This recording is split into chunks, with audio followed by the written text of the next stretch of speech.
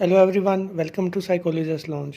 जैसा कि आप लोग जानते हैं कि ये चैनल साइकोलॉजी के बारे में है, जिसमें साइकोलॉजी की हिस्ट्री के बारे में, साइकोलॉजी के डिसऑर्डर के बारे में और साइकोलॉजी को किस तरह हम डेली लाइफ में यूज़ कर सकते हैं, इन सब चीज़ों के बारे में है। तो यहाँ पे हमने एक नई लेक्चर सीरीज स्टार्ट की है, जिसमें हम साइकोलॉजी की कंप्लीट हिस्ट्री के बारे में बताएंगे, उसके different perspective school of thought के बारे में बताएंगे, उसमें डिफरेंट लोगों ने जो कंट्रीब्यूट किया उनके बारे में बताएंगे। तो ये सारा इसमें जो साइकोलॉजी ये सारा का सारा आपके जो भी आप कोई कम्पिटिटिव एग्ज़ाम देना चाह रहे हैं उसके लिए भी अहम है। अगर आप साइकोलॉजी के स्टूडेंट हैं बीएस लेवल के या मास्टर्स लेवल के, तो उसके लिए भी अहम है। अगर आप साइकोलॉजी के स्टूडेंट नहीं हैं, बस शौकिया तौर पे आप साइकोलॉजी को पढ़ना चाह रहे हैं, उसके बारे में जानना चाह रहे हैं, तो ये उन सब के लिए भी अहम है। यानी कि इसके ज़रिए आप नो हाउ रख सकते हैं कि ये सब्जेक्ट है क्या, इसमें हम क्या डील करते हैं, कहाँ से स्टार्ट हुआ था और इसमें मेन चीज़ें क्या है। तो इसी पे एक लेक्चर सीरीज़ है, आज हम उससे स्टार्ट करते हैं। सबसे पहले ये देखते हैं कि साइकोलॉजी कहाँ से स्टार्ट हुई। तो अगर आपको ये वीडियो पसंद आए तो आप इसको लाइक करें, अपने दोस्तों के साथ शेयर करें, और अगर आपने चैनल सब्सक्राइब नहीं किया हो तो चैनल को सब्सक्राइब करें। जैसा कि हम जानते हैं कि साइकोलॉजी एक साइंस है, science of behaviour and mental process. अच्छा, साइंस इसलिए कि ये सारे के सारा जो रिसर्च है साइंटिफिक प्रोसीजर यूज़ करते हैं, एक स्पेसिफिक वे में चीज़ों के आंसर देते हैं। ठीक है, बिहेवियर के काज एंड इफेक्ट के बारे में बताते हैं। ये बताते हैं कि अगर इंसान की सोच, उसका बिहेवियर ऐसा है तो वो क्यों है। इसके अलावा इन सबको मापने के लिए, इन सबको पैमाइश करने के लिए साइंटिफिक वे यूज़ करते हैं, नॉन साइंटिफिक वे यूज़ नहीं करते। यानी कि ये सारी की सारी चीज़ें एक प्रॉपर वे में होती हैं, एक प्रॉपर प्रोसीजर में होती हैं, तो इसलिए हम इसको साइंस कहते हैं। ठीक है, बिहेवियर वो ऑब्जर्वेबल एक्शन होते हैं जो कि हम देख सकें या उसको साइंटिफिकली प्रूव कर सकें, वो सारे के सारे बिहेवियर में आते हैं। इसी तरह मेंटल प्रोसेस है, वो सारे के सारे इंटरनल एक्सपीरियंस है, जिसमें थिंकिंग है, परसेप्शन है, ड्रीम है, थॉट है, जो कि कोई भी पर्सन परसीव करता है। हम इनको इनडायरेक्टली जज कर सकते हैं, हम इनको इनडायरेक्टली असेस कर सकते हैं। तो ये कंप्लीट एक साइंस की डेफिनेशन इसी में आ जाती है कि ये दोनों चीज़ों का साइंटिफिक नॉलेज है। यानी कि हम माइंड एंड बिहेवियर को डायरेक्टली या इनडायरेक्टली जज कर सकें, उस पर डिफरेंट टेक्निक्स अप्लाई करके उनको हम मोल्ड कर सकें, मॉडिफाई कर सकें। अगर हम इसको देखें कि ये स्टार्ट कहाँ से हुई, तो ये इजिप्ट में तकरीबन 700 साल पहले के ये इसके कुछ डॉक्यूमेंट्स मौजूद हैं, जिसमें साइकोलॉजी से रिलेटेड कुछ एक्सपेरिमेंट वगैरह किए हुए हैं।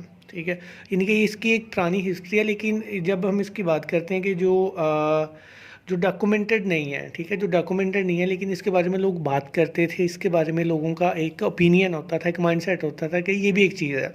यानी कि जैसा कि हम जानते हैं कि शुरू से जो ज़्यादा फोकस है वो बॉडी पे रहा, माइंड पे रहा, ब्रेन फंक्शनिंग पे रहा, लेकिन कहीं ना कहीं लोगों का ये भी था। लेकिन ये था कि जब शुरू में ये सारी की सारी चीज़ें फ़िलासफ़ी में शामिल थी, ये एक अलग से एक डिसिप्लिन नहीं था, ये एक साइंटिफिक चीज़ें नहीं थी, बिल्कुल ऐसी थी जैसे डिफरेंट फ़िलासफ़िकल चीज़ें होती हैं, नॉन साइंटिफिक वे में इसको डील करते थे। जो इसका वन ऑफ द जो प्रोमिनेंट है वो रेनी डिस्क्रेट था, जिसने सबसे पहले इसको साइंस के वे में लेके गया, जो इसने इसको कहा कि ये साइंटिफिक चीज़ें हैं जो ऑब्ज़र्व करती हैं चीज़ों को, और ये इसके ज़रिए हम किसी चीज़ को प्रेडिक्ट कर सकते हैं। बिल्कुल ऐसे ही है जैसे कि फिजियोलॉजी में भी ऐसी चीज़ें पूछी जाती हैं, जैसे कि फिजियोलॉजी यानी कि बायोलॉजी से रिलेटेड है, जो कि साइंटिफिक है। अगर हम देखें कि कौन कौन से थे ऐसे जो जिन्होंने इसको जो फ़िलासफ़ी से फिजियोलॉजी की तरफ लेके गए, तो उनमें रेनी डिस्क्रेट था, जिसने डुअलिज़्म का एक कंसेप्ट दिया था कि माइंड और बॉडी दो अलग अलग चीज़ें हैं। इसके अलावा जॉन लॉक था, जिन्होंने शेप ऑफ माइंड पे डिफरेंट एक्सपेरिमेंट किए थे। इसके अलावा चार्ल्स डार्विन, जिन्होंने अपनी जो थ्योरी एवोल्यूशन की थ्योरी दी थी, और नेचुरल सिलेक्शन की उन्होंने बताया था कि जो नेचुरल सिलेक्शन होती है, यानी कि जो नेचर सेलेक्ट करती है ऐसी स्पीशीज़ के ऐसे मेंबर जिनमें माहौल के मतलब ज़्यादा से ज़्यादा अडॉप्टेशन की काबिलियत होती है। अच्छा, इसके अलावा जो जिसको हम कहते हैं कि जो फर्स्ट चीज़ थी जिसने साइकोलॉजी को एक फ़िलासफ़ी या एक नॉन साइंटिफिक से साइंटिफिक में लेके आए, तो वो एक जो सबसे पहला जो मेन साइकोलॉजिस्ट है वो विलियम वोंट है, जिसने साइकोलॉजिकल लेबॉर्ट्री, एक्सपेरिमेंटल लेबॉर्ट्री कायम की। उसने लेबॉर्ट्री 1879 में जर्मनी में कायम की। ठीक है, ये सबसे पहली साइकोलॉजी की लेबॉर्ट्री थी, जिसके बाद हम कह सकते हैं कि ये एक जो फ़िलासफ़ी है वहाँ से साइकोलॉजी की तरफ आया। तो उसने जो पहली लेबॉर्ट्री है वो लेप्जिग में कायम की। अच्छा, विलियम वोंट जिस स्कूल ऑफ थॉट का जो बानी था या जिस स्कूल ऑफ थॉट को फॉलो करता था उसको स्ट्रक्चरिज्म कहते हैं। स्ट्रक्चरिज्म ये कहते हैं कि जो यानी कि जो डिफरेंट बिहेवियर है या डिफरेंट जो मेंटल प्रोसेस है वो एक इसमें स्ट्रक्चर बहुत अहम है कि किससे मिलके बनते हैं, यानी कि इसके ब्रेन के कंपोनेंट क्या हैं, माइंड के कंपोनेंट क्या है, माइंड किन चीज़ों से मिलके बनता है। और उसी ने एक तकनीक इंट्रोड्यूस करवाई थी जिसने उसने इंट्रोस्पेक्शन का नाम दिया था। इंट्रोस्पेक्शन बेसिकली होती है कि कोई भी पर्सन खुद से अपने माइंड के बारे में, अपनी थिंकिंग के बारे में जान सके और खुद से अपने आप का एनालिसिस कर सके। इसके अलावा स्ट्रक्चरिज्म में एक और बड़ा अहम नाम है एडवर्ड टिचनर। वो भी इसी का कंपेनियन था और उसकी ने स्ट्रक्चरिज्म में काम किया। अच्छा, इसके बाद जो दूसरा बड़ा स्कूल ऑफ थॉट है और दूसरा बड़ा जो राइटर है वो विलियम जेम्स है। विलियम जेम्स वो पहला पर्सन था जिसने साइकोलॉजी की एक बुक लिखी। ठीक है, 1890 में उसने साइकोलॉजी की पहली बुक लिखी, जो कि आप कह लें कि एक स्टार्ट था वो था। उसने बुनियाद रखी फंक्शनलिज्म की। ये जो पिछला स्कूल ऑफ थॉट हम बात की स्ट्रक्चरिज्म, उसके अपोजिट था। ये कहते थे कि ये डिपेंड नहीं करता कि स्ट्रक्चर क्या है, मेन चीज़ ये है कि वो स्ट्रक्चर फंक्शन कैसे करता है। तो उनका ज़्यादा फोकस फंक्शनलिज्म पे था कि कोई भी चीज़ है, जो माइंड है, जो इंसान है, वो उनका फंक्शन क्या है। अच्छा, इसके जो स्ट्रक्चरिज्म और फंक्शनलिज्म में बेसिक डिफरेंस यही था कि यानी कि ये दोनों स्ट्रक्चर और फंक्शन की बात करते थे। ये वो स्कूल ऑफ थॉट थे जिसने साइकोलॉजी को एक फ़िलासफ़िकल नॉलेज से निकाल के एक साइंटिफिक नॉलेज की तरफ लेके आया और एक अलग डिसिप्लिन बनाया। अच्छा, इसके अलावा अगर हम देखें चंद शुरू के साइकोलॉजिस्ट में तो मैरी इसके अलावा अगर हम देखें शुरू के साइकोलॉजिस्ट के बारे में तो मैरी कैल्किन थी, जो फर्स्ट वुमेन थी जिन्होंने पीएचडी हासिल की थी। इसके अलावा ये first female president of American psychological association थी। इसके बाद जो फंक्शनलिज्म और स्ट्रक्चरिज्म के बाद जो main psychological school of thought थे उनमें जो डिफरेंट स्कूल ऑफ थॉट थे उनमें बायोलॉजिकल साइकोलॉजी है, बिहेवियरल साइकोलॉजी है, कॉग्निटिव साइकोलॉजी है। उसमें बायोलॉजिकल साइकोलॉजी है, बिहेवियरल साइकोलॉजी है, कॉग्निटिव साइकोलॉजी है, सोशल कल्चरल साइकोलॉजी है, साइको एनालिटिक साइकोलॉजी है, जो कि one of the most famous उस दौर में जो यानी कि जो अगर हम 1920 और 30s की बात करें जो सबसे फेमस स्कूल ऑफ थॉट था वो साइको एनालिटिकल साइकोलॉजी था। अच्छा, जिसका फादर था साइकोलॉजिस्ट सेगमंड फ्राइड। सेगमंड फ्राइड बेसिकली एक साइकेट्रिस्ट था जिन्होंने साइकोलॉजी को डील करना शुरू किया, पढ़ना शुरू किया। उसके बाद उन्होंने डिफरेंट बुक्स लिखी जिसमें ड्रीम एनालिसिस के बारे में है, कॉन्शियस अनकॉन्शियस के बारे में है, ईगो सुपर ईगो के बारे में है। इसके अलावा इनकी साइकोसेक्सुअल स्टेजेस हैं जो कि कुछ कंट्रोवर्शियल भी हैं, लेकिन उस दौर में जो सबसे फेमस था वो भी है। अभी भी बात करें तो जो मेन 2-3 थ्योरीज हैं साइकोलॉजी की, उसमें एक ये चीज़ भी है, इसमें एक साइमंड फ्राइड की भी आती है।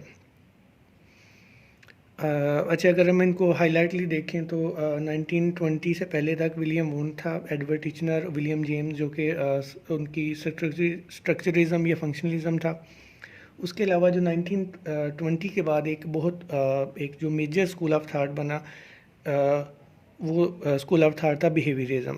ठीक है, बिहेवियरिज्म ये कहते हैं कि बिहेवियर ऑल अबाउट जो चीज़ हम ऑब्ज़र्व कर सकें, जो चीज़ हम साइंटिफिकली जिसको हम देख सकें, जिसको ऑब्ज़र्व कर सकें, जिसको हम प्रूव कर सकें, वो बिहेवियर है। और साइकोलॉजी का यही मतलब है कि हम उस ऑब्ज़र्वेबल बिहेवियर को जारी करें, उसके बारे में लिखें।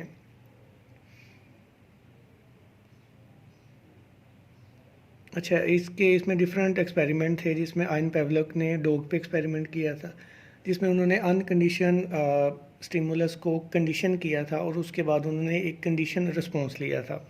तो ये बड़े इनके फेमस एक्सपेरिमेंट थे जिनको क्लासिकल कंडीशनिंग कहते हैं। ये कहते हैं कि जितने भी हमारे खौफ या फोबियाज़ है वो सारे के सारे क्लासिकल कंडीशनिंग से पैदा होते हैं, और हम इसी साइकोलॉजी को ही डील करते हुए हम उससे छुटकारा पा सकते हैं। ठीक है, इसी तरह जे बी वाटसन ने भी डिफरेंट एक्सपेरिमेंट किए थे साइकोलॉजी के बारे में, और जे बी वाटसन का ये कहना था कि अगर आप मुझे 100 बच्चे दें, ठीक है, तो उनकी जो लर्निंग है वही डिटरमन करेगी कि आप उनको फ़ौजी बना सकते हैं, उनको डॉक्टर बना सकते हैं, आप उनको इंजीनियर बना सकते हैं, आप उनको सिंगर बना सकते हैं, आप उनको भिखारी बना सकते हैं। यानी कि वो चॉइस होगी इन्वायरमेंट की कि किस तरह से हम क्या चीज़ें उनको सिखाते हैं। तो जो जे बी वाटसन था, ये जितनी भी ये जो जेनेटिकल चीज़ें इनको डिनाई करता था, कहता था जेनेटिकल चीज़ें यानी कि जिसको हम कहते हैं कि नेचर है वो इतनी इफेक्टिव नहीं होती, जो नर्चरेंस है वो ज़्यादा इफेक्टिव होती है कि हम उसको किस तरह बिहेवियर को शेप किस तरह करते हैं, मॉडिफाई किस तरह करते हैं।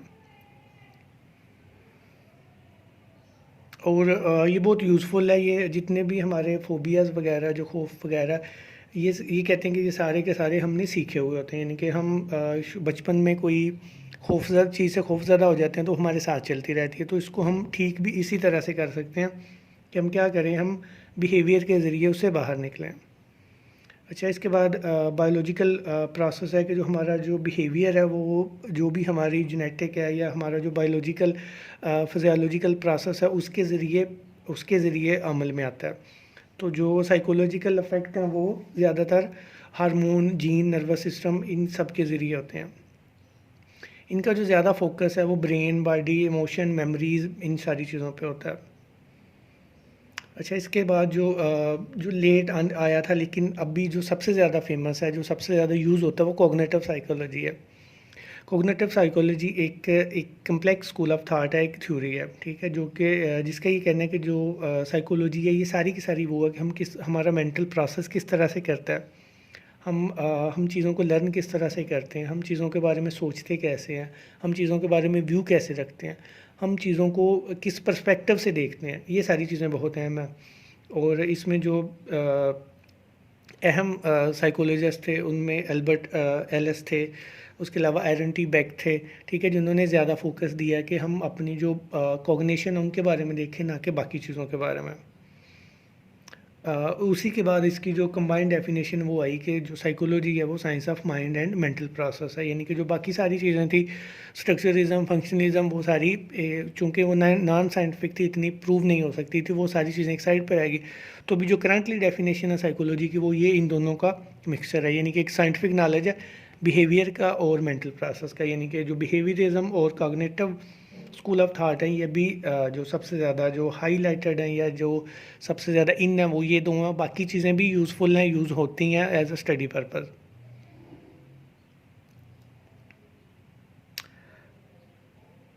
अच्छा, इसके अलावा उन्होंने कहा कि डिफरेंट चीज़ें हैं जो कॉग्निशन पे अफेक्ट करती हैं। यानी कि हम चीज़ों को किस तरह काउंट करते हैं, हम किस तरह लिखते हैं, हम कैसे उनको अरेंज करते हैं, हम कैसे दुनिया कैसे उनको कैसे व्यू करते हैं, हम एनालाइज कैसे करते हैं, हम फोकस कैसे करते हैं, हम स्टोर कैसे करते हैं, हम इंफॉर्मेशन को वापस कैसे लेके आते हैं, इनकी जो हमारे माइंड में स्टोर होती है। इसके अलावा जो सोशल कल्चर पर्सपेक्टिव है वो ये है कि जितने भी हमारी जो लर्निंग है वो सारी की सारी इन्वायरमेंट की होती है। हमारे जो इर्द गिर्द बसने वाले लोग हैं वो हम पे अफेक्ट करते हैं, वो हमारी सोच पे अफेक्ट करते हैं, वो हमारी पर्सनैलिटी पे अफेक्ट करते हैं, वो हमारी पर्सनैलिटी डिटरमन करते हैं, वो डिसाइड करते हैं कि हम किस तरह से हमारी पर्सनैलिटी किस तरह से होगी, हम किस तरह से सोचेंगे, हम किस तरह से चीज़ों को देखेंगे। तो ये सोशल कल्चर पर्सपेक्टिव ये है कि डिफरेंट कल्चर के लोग डिफरेंट इस वजह से होते हैं क्योंकि उनका जो कल्चर है वो डिफरेंट होता है, उनका एनवायरनमेंट डिफरेंट होता है। ठीक है, यानी कि जितने भी जैसे डिफरेंट कंट्रीज़ हैं, अमेरिका, कनाडा, इंडिया, चाइना, उनमें सबके सब इंसान एक ही स्पीशीज़ से पाए जाते हैं, लेकिन उनका बिहेवियर डिफरेंट है, उनके आदात डिफरेंट है, उनकी पर्सनैलिटी डिफरेंट है, उनके जो सोचने का तरीक़ाकार है वो डिफरेंट है। उसकी वजह ये होती है कि ये सारे के सारे कल्चर की वजह से होते हैं, उनके डिफरेंट कल्चर होता है इसलिए। तो अगर हम इसको कहें कि आज के दौर में अब हम इसको बहस को एक तरफ लेके चलें, जिसको हम कहते हैं कंक्लूजन की तरफ, यानी कि हम देखते हैं कि शुरू से कुछ लोग इस हक़ में कि जो स्ट्रक्चर है वही अहम है, कुछ ये कहते हैं कि जो फंक्शन है वही अहम है, कुछ कहते हैं कि जो बायोलॉजी है वो अहम है, कुछ कहते हैं जो अनकॉन्शियस है वो अहम है। अच्छा, कुछ कहते हैं जो बिहेवियर है वो अहम है, कुछ कहते हैं कॉग्निशन ही अहम है। लेकिन जब हम इसको कलेक्टिवली देखते हैं आज के दौर में, एक जिसको हम कहते हैं कि हम नतीजे पे पहुंचते हैं, तो जो नर्चरेंस और नेचर, यानी कि जो हेरिडिटरी चीज़ें हैं और जो एनवायरनमेंट है, इन दोनों का जो ह्यूमन पे जो अफेक्ट होता है वो तकरीबन 50-50 होता है। यानी कि एक ही माँ बाप के दो बच्चे अगर उनको डिफरेंट एनवायरनमेंट में डिफरेंट स्कूलों में पढ़ाया जाए तो उनका जो रिज़ल्ट है वो डिफरेंट आएगा। ठीक है। इसी तरह दो लोग जो एक ही एनवायरनमेंट में रह रहे होते हैं, एक जैसे एनवायरनमेंट में पढ़ रहे होते हैं, उनका रिज़ल्ट डिफरेंट आता है। उसकी वजह क्या होती है कि उनमें जो बायोलॉजिकल डिफरेंसेस है वो होते हैं। और एक ही फैमिली के दो बच्चों का जब हम देखते हैं, उनका डिफरेंट कल्चर दे दिया जाता है, डिफरेंट स्कूल दे दिया जाता है, तो उनमें उनका रिज़ल्ट डिफरेंट आता है। यानी कि उनका बायोलॉजिकल अगर उनका ओरिजिन एक जैसा है तो उनका जो एनवायरनमेंट है वो डिफरेंट है। ठीक है। यानी कि ये दोनों चीज़ें हम कह लें कि अफेक्ट होती हैं, 50-50 करते हैं। हम कोई एग्जैक्ट फिगर नहीं बना सकते कि ये इतने फ़ीसद है, ये इतने फ़ीसद है। ठीक है। इसके अलावा एक और जो बाद में लेट आने वाला ह्यूमनिस्टिक पर्सपेक्टिव था, ये इतना फेमस इसलिए हुआ क्योंकि ये बात करता है इंसान की। ये कहता है कि इंसान एक कंप्लीट चीज़ है, उसमें कोई डिफेक्ट नहीं है। ठीक है। हर इंसान में कोई कि एक कंप्लीट ह्यूमन है। सिर्फ ये होता है कि हमने उसको गाइड करना है ताकि वो अपनी जो सेल्फ वर्थ है उसको पहचाने और वो सेल्फ एक्चुअलाइजेशन की तरफ जाए।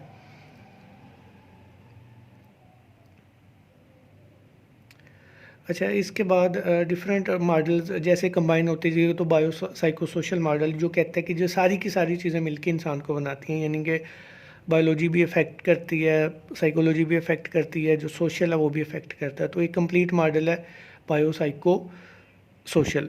और अब अगर हम देखें कि साइकोलॉजी कहाँ पे ज़्यादा वर्क करती है, तो ये ज़्यादा इसकी जो वो इंडिपेंडेंट प्रैक्टिस है, यानी क्लिनिकल साइकोलॉजी है। इसके अलावा यूनिवर्सिटी और कॉलेजेस में भी ये प्रैक्टिस की जाती है, हॉस्पिटल्स में भी प्रैक्टिस की जाती है, स्कूलों में जैसे स्पेशल स्कूल है या एज ए साइकोलॉजिस्ट वहाँ पे भी प्रैक्टिस की जाती है। इसके अलावा HR या आयो साइकोलॉजी वहाँ पे भी ये प्रैक्टिस की जाती है। तो अगर हम इनको डिवाइड करें तो इसमें जो ज़्यादातर लोग हैं वो क्लिनिकल साइकोलॉजी और काउंसलिंग से रिलेटेड होते हैं। इसके अलावा जो बाकी फील्ड्स हैं, सब फील्ड हैं, वो भी इसमें शामिल है। यानी कि जिसमें सोशल डेवलपमेंट है, जनरल, वो भी इसमें शामिल है। अच्छा, ये आज के लिए इतना ही था। यानी कि आज हमने जो, अगर हम ओवरव्यू करें तो आज हमने साइकोलॉजी का देखा कि ये स्टार्ट कहाँ से हुई, इसका मतलब क्या है, इसके मेजर स्कूल ऑफ थॉट क्या हैं। ठीक है। तो ये हमारी एक लेक्चर सीरीज़ है। इसके बाद हम इनके जो जितने भी हमने आज स्कूल ऑफ थॉट डिस्कस किए हैं, इनको हम 1 बाय 1 डिस्कस करेंगे विद डिटेल के साथ। फिर जितनी भी इसमें थ्योरीज़ हैं, थेरेपीज़ हैं, उनके बारे में करेंगे। तो अगर आप साइकोलॉजी का स्टूडेंट है तो ये आपके लिए बहुत बेस्ट है। अगर आप साइकोलॉजी के स्टूडेंट नहीं भी हैं, साइकोलॉजी के बारे में एक आपने नॉलेज लेना, तो ये चैनल आपके लिए आपकी नॉलेज में इजाफा कर सकता है। तो आज के लिए इतना ही। अपना ख्याल रखिएगा। वीडियो पसंद आए तो उसको लाइक और शेयर भी कीजिएगा। Thank you. Hello everyone, welcome to psychologist launch. जैसा कि आप लोग जानते हैं कि ये चैनल साइकोलॉजी के बारे में है, जिसमें साइकोलॉजी की हिस्ट्री के बारे में, साइकोलॉजी के डिसऑर्डर के बारे में और साइकोलॉजी को किस तरह हम डेली लाइफ में यूज़ कर सकते हैं, इन सब चीज़ों के बारे में है। तो यहाँ पे हमने एक नई लेक्चर सीरीज